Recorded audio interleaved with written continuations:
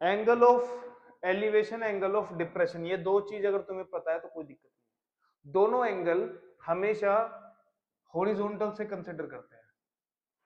ये कौन सी लाइन है हमारी? Horizontal line. ठीक है। अब अगर हम बात करें एंगल ऑफ एलिवेशन, एलिवेशन मतलब चढ़ाई, तो अगर तुम ऊपर की तरफ देखोगे, अगर तुम ऊपर की तरफ देखोगे, फॉर एग्जाम्पल तुम यहां पर खड़े हो, ठीक है, और तुम्हें यहां पर देखना है, तो कौन सा एंगल क्रिएट होगा? जो एंगल हॉरिजॉन्टल के साथ बनेगा उसको हम कहेंगे एंगल ऑफ एलिवेशन। जैसे हम ऊपर देख रहे हैं, तो ऊपर देख रहे हैं तो ये आएगा बेटा। अब हॉरिजॉन्टल लाइन खींच देंगे जहां से हम देख रहे हैं, ठीक है, जहां से हम देख रहे हैं, तो बेटा ये वाला एंगल होगा हॉरिजॉन्टल के साथ, तो इसको हम बोलेंगे एंगल ऑफ एलिवेशन। क्या बोलेंगे इसको? Angle of elevation. क्लियर है? सिमिलरली अगर तुम किसी गड्ढे में देखोगे, मतलब तुम ऊपर हो और जिसको तुम देख रहे हो वो ऑब्जेक्ट नीचे है, तो भाई अगर तुम इसको देखोगे इस तरह से ही देखोगे, तुम्हारी आंखों से जो रोशनी निकलेगी वो यहीं पहुंचेगी, है ना। अब ये हॉरिजॉन्टल यहां से जहां से तुम देखते हो वहां पे हॉरिजॉन्टल लाइन बना दो, तो कौन सा होगा एंगल ऑफ डिप्रेशन? ये वाला, यही वाला होगा? नहीं, ये वाला होगा। ठीक है बेटा, बात समझ में आ रही है? तो ये है हमारा एंगल ऑफ डिप्रेशन। एक चीज याद रखना, जितना ये एंगल है, अगर मैं जहां पर तुम देख रहे हो वहां पर भी एक हॉरिजॉन्टल लाइन बना दूं, तो बेटा ये दोनों क्या होंगी? पैरेलल। और ये वाली लाइन क्या होगी? ट्रांसवर्सल। तो ये और ये एंगल क्या है? Alternate interior angles. तो अगर ये थीटा है तो ये भी थीटा ही होगा। क्लियर है? कोई दिक्कत तो नहीं है? अब देखो इसमें ट्राइंगल से चीजें करनी है। ट्राइंगल बनेगा, तीन साइड होती है ट्राइंगल में, राइट एंगल ट्राइंगल बनेगा जनरली, ठीक है। अब राइट एंगल ट्राइंगल में तुम्हारे पास हाइट होगी, बेस होगा और हाइपोटेन्यूज होगी। तो जो भी तुम्हें पूछ रहा है वो तुम्हें बताना है, कोई भी एक चीज तुम्हें गिवन होगी, तो तुम देख लेना उन दोनों साइड से कौन सा ट्रिग्नोमेट्रिक रेशियो बनता है। जैसे मान लो बेस दिया हुआ है और तुमसे हाइपोटेन्यूज पूछा है, तो क्या लगाओगे? Cos theta. भाई कोस थीटा क्या होता है? बेस अपॉन हाइपोटेन्यूज, ठीक है। या फिर सेक थीटा, सेक थीटा में भी तो यही दोनों साइड्स होती हैं, इसमें बस हाइपोटेन्यूज ऊपर होती है, बेस नीचे होता है। क्लियर है? तो वो चीजें तुम्हें देखनी है कि कौन सा लगाना है, कैसे लगाना है। बहुत इजी चैप्टर है ये, बड़ा मजेदार है, ठीक है। चलिए आगे बढ़ते हैं, क्वेश्चंस के साथ बढ़ेंगे। चलिए पहला क्वेश्चन उठाते हैं। इसमें बोला है उसने,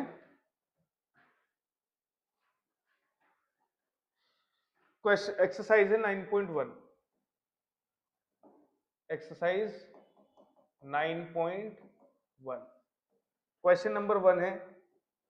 उसने बोल दिया है कि a circus artist is climbing a 20 metre long rope which is tightly stretched and tied from the top of a vertical pole to the ground। ठीक है। अब थोड़ा ध्यान से सुनेंगे। उसने बोला है कि एक सर्कस है, किसको क्लाइम कर रहा है? एक रोप को। रोप की लेंथ कितनी है? 20 मीटर, जो कहां कहां बंधी हुई है? वर्टिकल पोल पर बंधी हुई है, वर्टिकल पोल पर और ग्राउंड पर। तो बेटा अगर ये वर्टिकल पोल है, वर्टिकल पोल ये है, तो यहां से रस्सी कहां बंधी होगी? ग्राउंड पर बंधी होगी।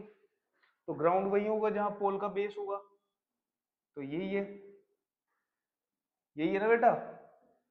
अब उसने रोप की लेंथ को बोला है 20 मीटर, तो ये लेंथ हो गई बेटा तुम्हारे पास 20 मीटर, ठीक है।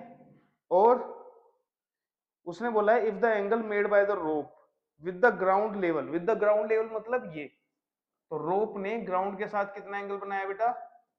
30 डिग्री। क्लियर है? तो तुमसे क्या पूछा गया है? उसने पूछा है हाइट ऑफ द पोल। तो बेटा हाइट ऑफ द पोल तो यही है, मान लो इस हाइट की, इस पोल की हाइट कितनी है? h है। तो अब इसको देखो कैसे लिखेंगे, ये मान लेते हैं पोल, तो तुम लिखोगे let let A B is a pole of height, height कितनी है उसकी, h, h मीटर, इतना लिख दिया तुमने। इट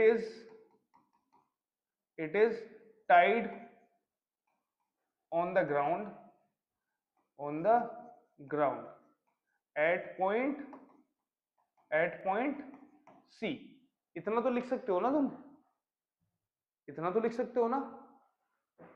रोप लिखो यहां पर, rope is tied, ROPE, rope is tied on the ground at point C. अब एक बात बताओ, तुमसे पूछिए हाइट, तुम्हें दिया क्या है, हाइपोटेन्यूज, तो ऐसी कौन सी ट्रिग्नोमेट्रिक रेशियो है जिसमें हाइपोटेन्यूज और हाइट दोनों यूज होती है, साइन थीटा या फिर कोसेक थीटा, तो हम यूज कर लेते हैं। तो भाई साइन थीटा मतलब परपेंडिकुलर अपॉन हाइपोटेन्यूज, तो भाई थीटा कितना है 30, तो साइन 30। अब परपेंडिकुलर क्या होता है, एंगल के सामने वाली साइड परपेंडिकुलर होती है, परपेंडिकुलर कितनी है बेटा h, हाइपोटेन्यूज कितनी है बेटा 20, साइन 30 की वैल्यू कितनी होती है 1/2 is equal to h by 20, तो 2 से ये 10 टाइम्स गया, तो यहां पर h की वैल्यू कितनी आ गई 10 मीटर। इजी है, कोई दिक्कत वाली बात तो नहीं है इसमें, ठीक है कुंजल, हो जाएगा बेटा। चलिए फिर आगे बढ़ते हैं, अगला क्वेश्चन, अ ट्री ब्रेक्स, ये क्वेश्चन अच्छा है, देखो बेटा इस पे इंपॉर्टेंट मार्क कर लेना। उसने बोला है कि एक ट्री है, ट्री है तो ट्री है, ये है हमारा ट्री, ठीक है, और ये क्या हो गया भाई, ये कुछ ऐसे था,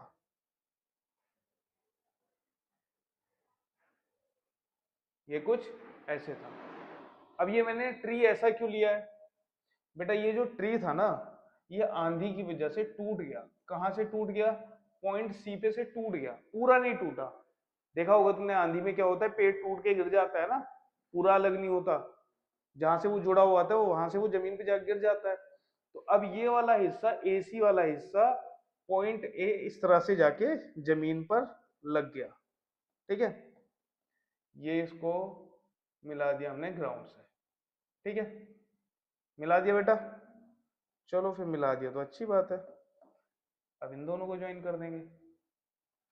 चलो, तो ये पॉइंट सी है तो इसको मान लेते हैं, इसको क्या माने, डी माने, ठीक है। अब उसके बाद क्या होता है, थोड़ा क्वेश्चन को पूरा अच्छे से पढ़ेंगे, broken part bend so that the top of the tree, top of the tree ये था, टचेस द ग्राउंड, ग्राउंड को टच कर रहा है, और कितना एंगल बना रहा है बेटा 30 डिग्री, कितना एंगल बना रहा है 30 degree. The distance between the foot of the tree, बेटा फुट ऑफ द ट्री ये होगा, ये हमेशा 90 डिग्री होता है, कोई भी पोल हो, कोई भी ट्री हो, कोई भी आदमी हो जमीन में खड़ा है तो वो 90 का एंगल बनाएगा, झुक के तो ना खड़े होते हो तुम, सीधे ही होते हो ना। तो उसने बोला है कि फुट ऑफ द ट्री से जिस पॉइंट पर वो टच कर रहा है वो कितनी दूर है 8 मीटर, ये है मेरे पास 8 मीटर। उसने बोला है find the height of the tree. अब यहां पर बच्चे पता है गड़बड़ क्या करते हैं, मान लेते हैं ये वाली डिस्टेंस है x, सी से लेकर बी तक, तो तुम पूरा क्वेश्चन लिखोगे A B is a tree, ये सब चीज तुम लिखोगे, A B is a tree which breaks from at a point C and touches the ground at point D. हंसना नहीं है, लिखना है, ठीक है, हाँ, जब एग्जाम होगा या जब मैं टेस्ट लूंगा तुम्हें लिखनी है ये चीज, डिस्क्राइब करना है इसको, क्लियर है।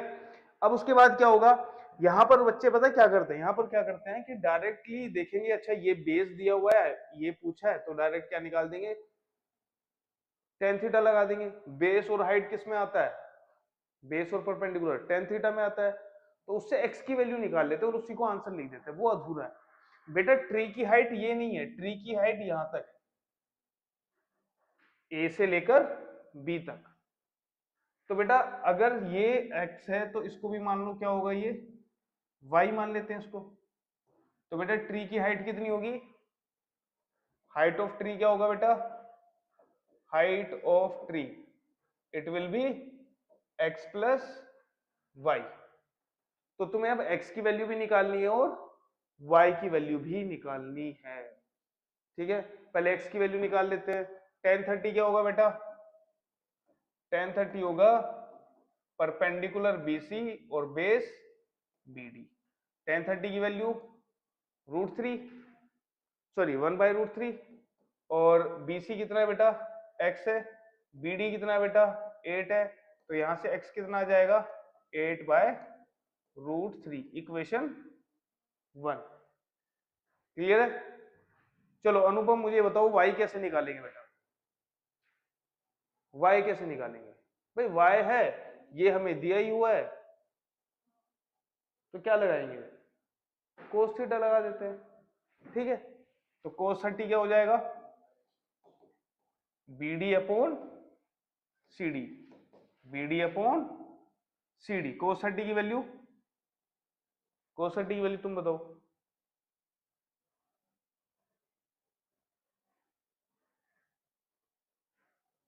गुड, √3/2।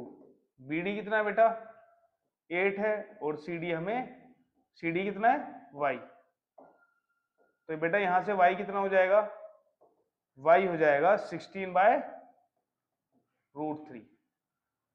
अब हमें हाइट बतानी है, हाइट क्या होगी, हाइट होगी x प्लस वाई। x कितना है 8/√3 और y कितना है 16/√3, दोनों को सम करेंगे कितना आएगा 24/√3। अब आंसर ऐसे नहीं लिखना है बेटा, नीचे अंडर रूट नहीं रखते हैं ना फाइनल आंसर में, तो हम क्या करेंगे, रैशनलाइज कर देंगे, किससे, √3 से रैशनलाइज कर देंगे। तो बेटा एक बात बताओ, √3 इंटू √3 कितना होता है 3, 3 को 3 से 24 को डिवाइड करेंगे तो कितना आएगा 8, तो आंसर कितना आ जाएगा 8√3 मीटर।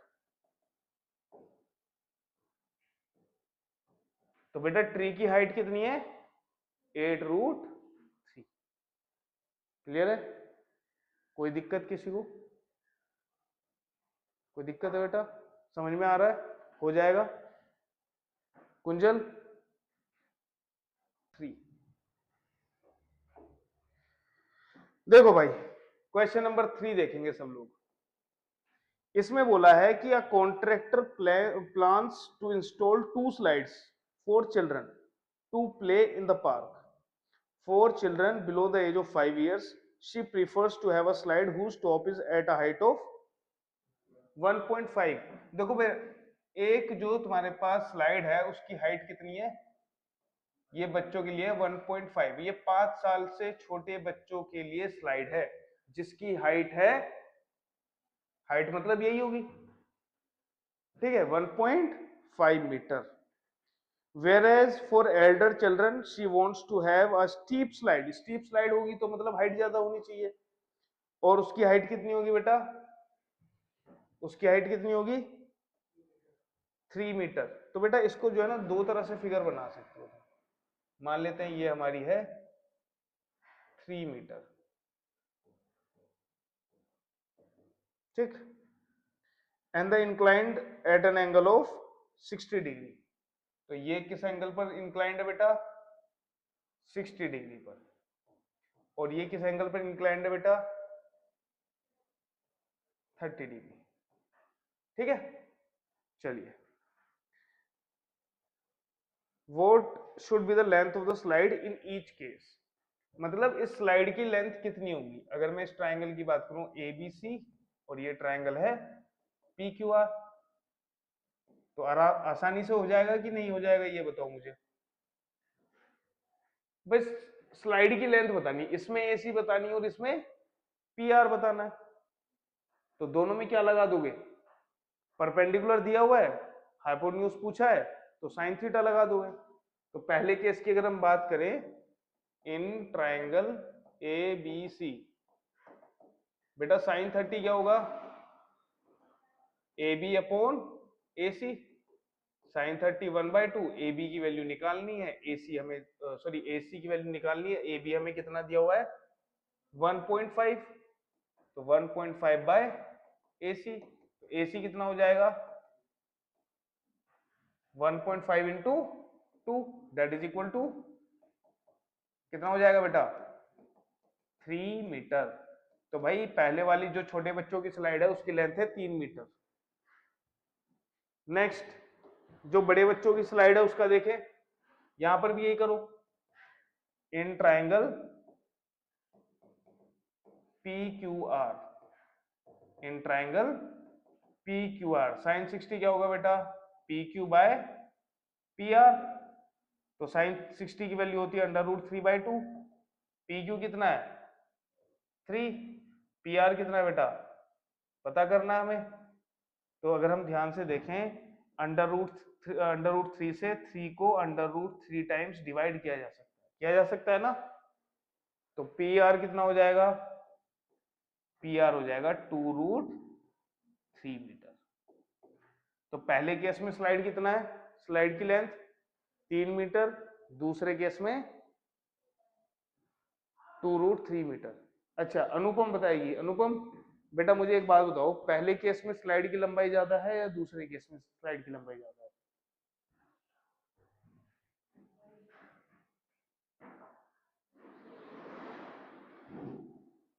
सॉरी दूसरे केस में कितनी है?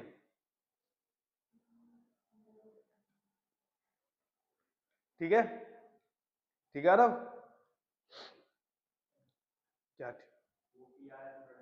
पी आर बड़ा है पक्का, कैसे?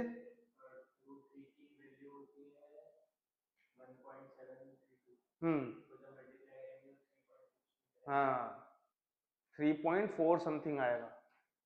ठीक है, तो भाई कौन सी बड़ी है, सेकंड केस वाली स्लाइड बड़ी है। समझ में आ रही बात? उद्दंडियो पढ़ लिया करो कभी कभी। कुंजल वंश बेटा समझ में आ रहा है? ठीक है, नेक्स्ट चलते हैं भाई।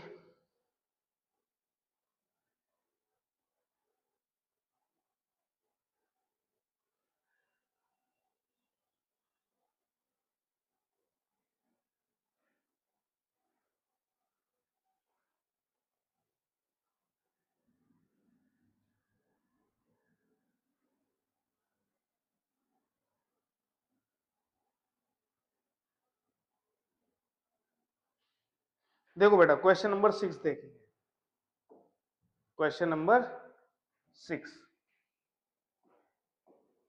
इसमें बोला गया है कि एक 1.5 मीटर टोल बॉय है, कितना लंबा लड़का है 1.5 मीटर, तो मान लेते हैं ये है मेरे पास 1.5 मीटर टोल बॉय, ठीक है, और ये है जमीन, क्या है ये जमीन, जमीन मतलब हॉरिजॉन्टल, अर्थ,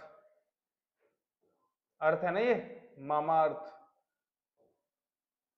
इसे कहते हैं ना, नहीं पढ़ा मामा अर्थ, तो इसके तो प्रोडक्ट भी आते हैं ना।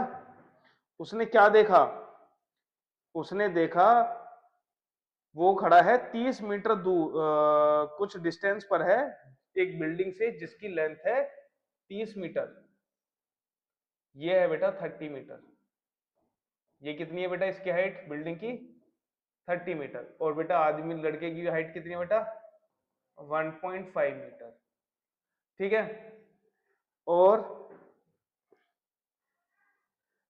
वो लड़का करता क्या है, the angle of elevation from his eyes to the top of building increases from 30 degree to 60 degree. एक बात बताओ, जब वो लड़का बिल्डिंग की तरफ चलेगा तो एंगल कौन सा बनेगा, अच्छा उसकी आंखों से एंगल बन रहा है।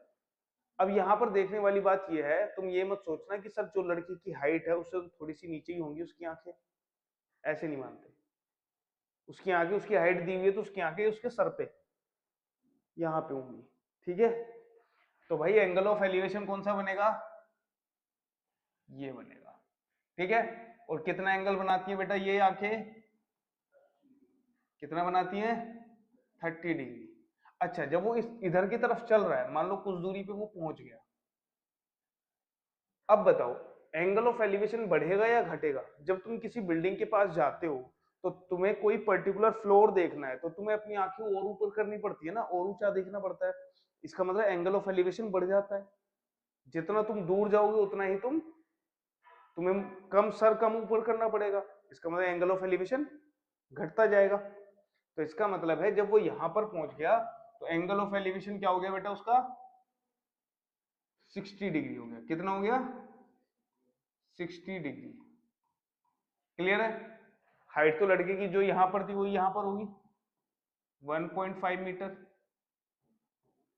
अब एक बात बताओ मुझे, मान लो उसने क्या पूछा है, उसने बोला है find the distance he walk towards the building. मतलब यहां से यहां तक कितनी दूरी उसने तय की। Find the distance he walked, मतलब उसने कितनी दूरी तय की यहां से यहां तक पहुंचने में। उसने ये नहीं पूछा कि लड़का कितनी दूर खड़ा था स्टार्टिंग में बिल्डिंग से, उसने पूछा है कि बस वो यहां से यहां तक कितनी दूर गया। तो कितना दूर गया बेटा, एक्स मान लेते हैं। ये वाली डिस्टेंस को हम क्या मान लेते हैं, वाई मान लेते हैं। ठीक है, नामकरण कर दें अब इसका। लड़के का नामकरण है ए बी, तो बेटा ये क्या हो जाएगा, लेट्स से इसको पी क्यू लिख देते हैं। और यहां पर ये कितना हो जाएगा, ए बी सी डी और ई। ठीक है, इस तरह देखो, अगर तुमने फिगर बना ली एप्लीकेशन ऑफ ट्रिग्नोमेट्री में तो कुछ नहीं है। अब तुम देखोगे दो राइट एंगल ट्रायंगल्स बन रहे हैं, कौन कौन से, एक सीपीडी और सीएडी, दो बन रहे हैं। अच्छा, अगर मैं तुमसे पूछूं बेटा Namika, what is the length of CD, CD कितना है बताओ जल्दी। सॉरी, 50 मीटर, 15 कैसे, हाँ कैसे होगा 15, वही तो पूछ रहा हूं तुमसे। क्या माइनस कर दिया तुमने, क्या माइनस किया है, हाँ कैसे, मैंने ये बोला है कि डी हाफ मिड पॉइंट है सी का, तो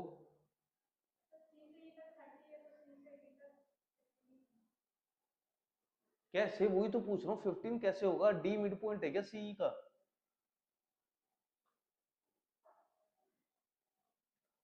डीई 15 है क्या, डीई 15 है,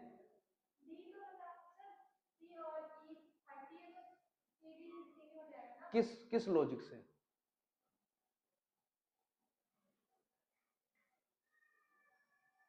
हम्म,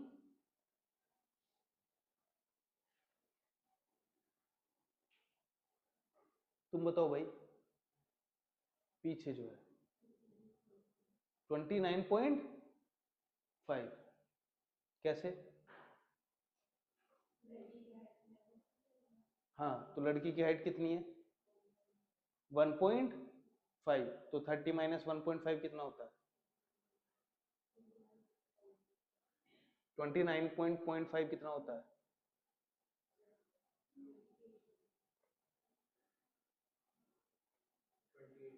28 पॉइंट, पता नहीं ये कौन सा लॉजिक लगाती है। तुम्हें बोला हुआ है मैंने, कोई फायदा नहीं है, बर्तन मांजो जाके, प्रैक्टिस करो। जैसे होता है ना, क्या होता है, क्या बोलते हैं उसे, अरे कुछ तो होता है, कंपनी में जाके करते हैं ना इंटर्नशिप, इंटर्नशिप करो तुम।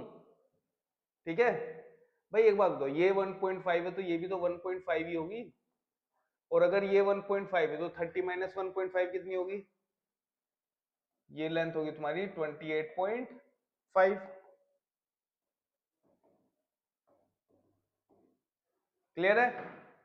तो चलो ले लो, कौन सा ट्रायंगल लोगे, सबसे पहले छोटे वाला ट्राइंगल ले लेते हैं, in triangle PCD, in triangle PCD.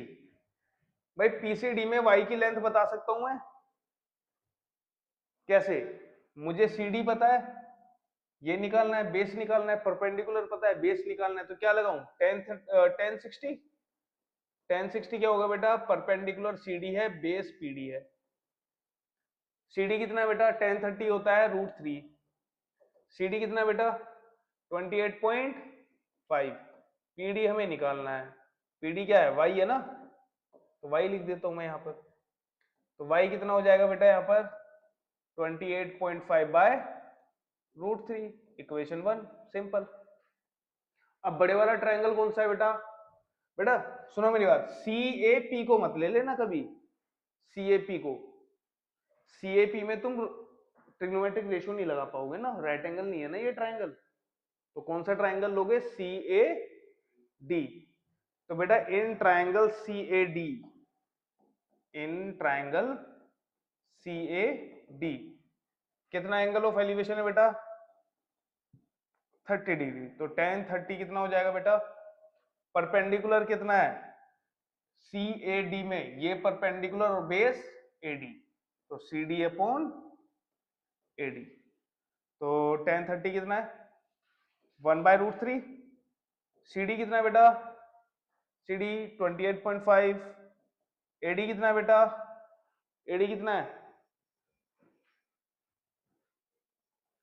Anamika, what is AD? Tell me fast. AD, AD, AD. Good. x plus y। भाई AD उतना ही होगा जितना B है, तो ये है x, ये है y, तो x प्लस y। तो यहां से x प्लस y कितना आ जाएगा? x प्लस y कितना आ जाएगा? 28.5 √3। यस और नो? ठीक है भाई, क्लियर है? अब देखो मैं थोड़ा सा क्या करूं, क्या करूं मैं, सोल्व कर लेते हैं इक्वेशन 1 इक्वेशन 2 को। भाई इक्वेशन 1 से y की वैल्यू उसमें पुट कर देते हैं, कितना हो जाएगा? कितना हो जाएगा भाई? x plus 28.5 by √3 is equal to 28.5 √3। तो x की वैल्यू कितनी हो जाएगी बेटा यहां से? 28.5 √3 माइनस 28.5 बाय √3। क्लियर है? चलिए इस इक्वेशन को सॉल्व करेंगे सभी लोग। क्या आंसर है भाई? भाई दोनों में 28.5 कॉमन है, तो 28.5 कॉमन लेने में कोई शर्म आ रही है? √3 माइनस 1 बाय √3। इन दोनों में एलसीएम कितना आएगा? √3। तो कितना हो जाएगा ये? √3। यहाँ पे 1 है, 1 से √3 को डिवाइड करेंगे तो √3 आएगा, √3 इंटू √3 3 होगा। 3 माइनस 1 कितना हो जाएगा ये? 2 बाय √3। तो 28.5 इंटू 2 बाय √3। ठीक है, अब √3 नीचे नहीं होना चाहिए तो रैशनलाइज कर देंगे, कितना हो जाएगा भाई? भाई एक बार बताओ, 8 और 2 10, 2 और 5 15, इन दोनों की मल्टीप्लीकेशन से 3 आएगा। 3 से 28.5 को डिवाइड करेंगे कितना आएगा? 3 नम 27 और पॉइंट 3 पंजे 15 इंटू 2 और √3। तो 9.5 इंटू 2 कितना होता है? 9 3 18 और 1 19 √3 इसका आंसर आएगा। क्या पूछा है बेटा इसमें तुमसे क्वेश्चन में? क्वेश्चन में क्या पूछा है? तो उसने कितनी दूरी चली है? उसने बी से क्यू तक की दूरी पूछी है, तो वो एक्स ही तो है। कितनी आई एक्स की value? 19 √3। This is the correct answer. हाँ जी अनामिका जी, 1 कैसे आया आपका? मेरे से मत पूछा करो, मेरा वैसे ही दिमाग खराब रहता है, तुम उड़ा कर दिया करो क्लास में। टेंशन दे देते हैं, घर की टेंशन कम होती है क्या? यहाँ क्या, यहाँ की भी टेंशन टेंशन टेंशन। छोटी बच्ची हूं मैं, इतनी टेंशन थोड़ा ना ले पाऊंगी मैं। हम्म। चलिए। Question number 7, from a point on ground. अच्छा, गुस्सा आता था मुझे देख के? हम्म। कि अगर मेरे टीचर ना रहे होते तो अब तक मैं सर फोड़ देती, ऐसी फीलिंग आती है? देखो, मैं किसी किसी टीचर को लेके मुझे भी आती थी, इसलिए पूछ रहा हूँ। ऐसा होता है कि नहीं? क्यों, वो क्या करते हैं?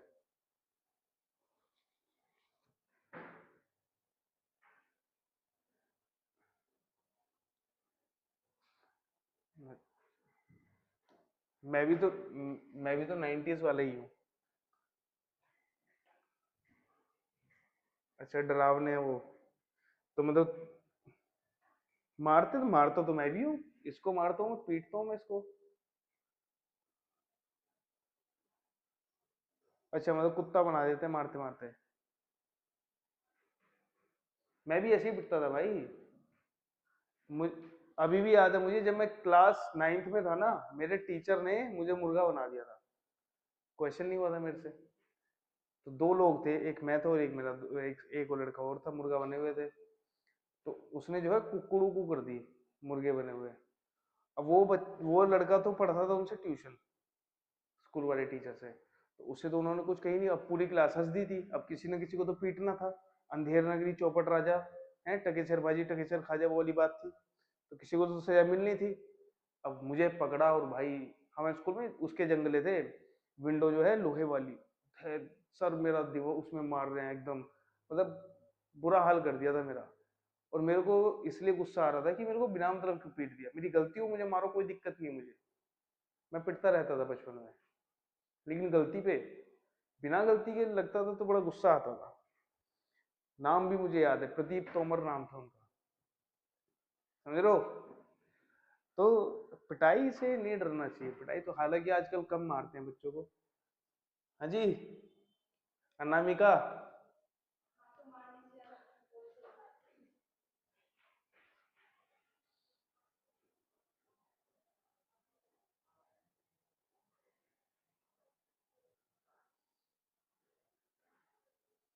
अच्छा, ये क्या बोल रही है आप मारते नहीं हो? बेइज्जती ज्यादा करते हो मेरी। मैं अड़, अरे आशय तो यही था तुम्हारा कि मार लो, कोई दिक्कत नहीं है, ये जो खड़े होके क्लास में। हाँ, मारने से आप बोल के, यही तो मतलब हो उसका। अच्छा, एक बात बताओ, मेरा कोई इंटरेस्ट नहीं है किसी को भी ऐसे दिल पे चोट पहुंचाने का, बट क्या करूं, आदत से मजबूर हूं। रुका नहीं जाता ना, मुझे लगता है पढ़ रही है तो कम से कम कुछ अच्छा हो जाए इसका। अब सबकी अलग अलग स्ट्रेटेजी होती है, मैं बेइज्जती करता हूँ।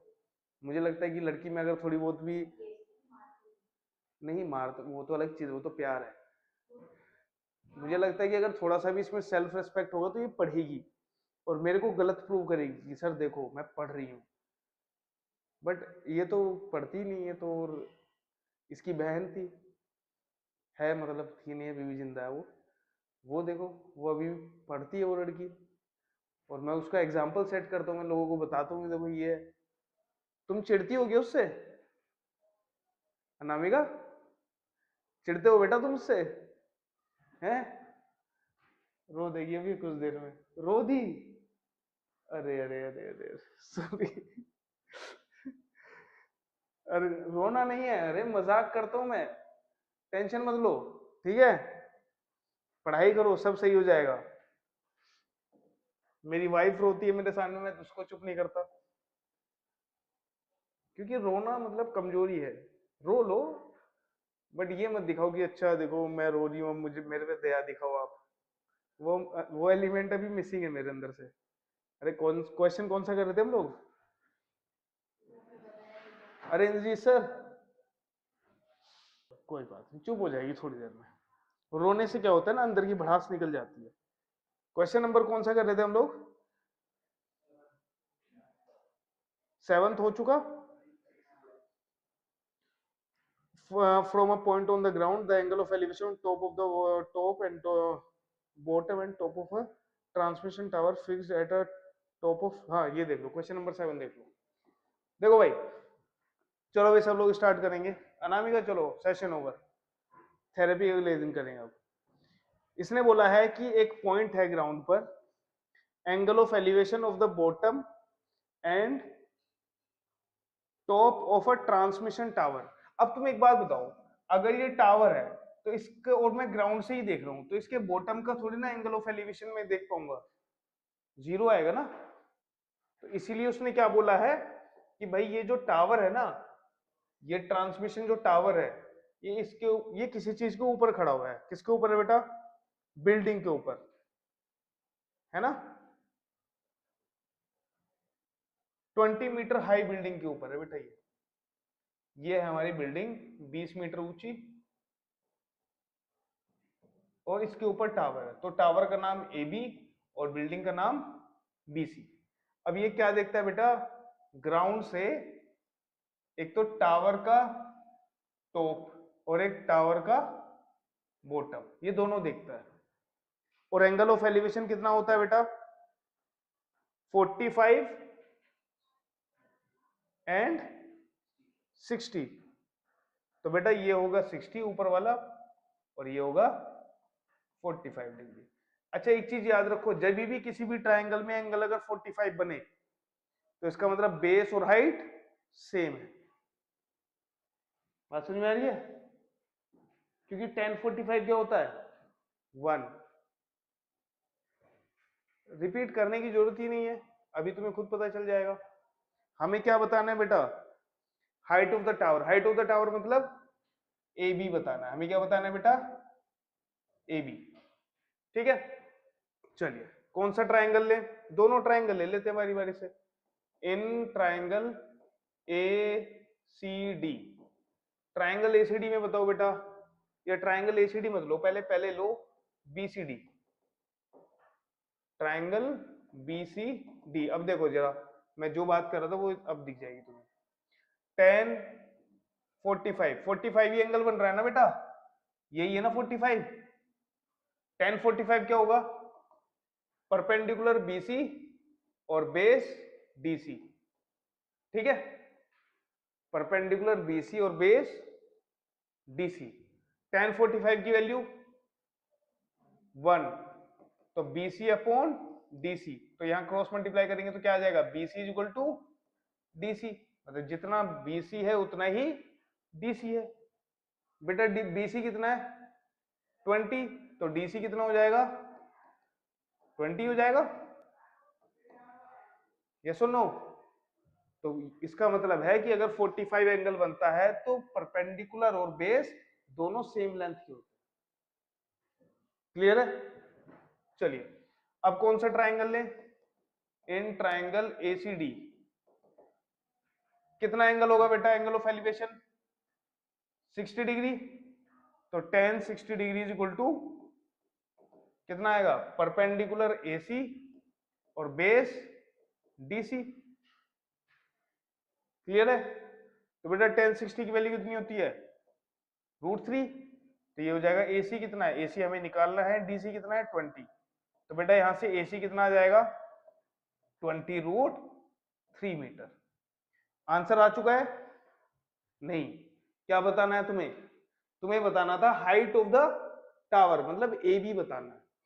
अनामिका बेटा AB कितना होगा? AB की लेंथ कितनी होगी? कैसे निकालेंगे AB? है बताओ बेटा। A से C तक पता है, B से C तक पता है।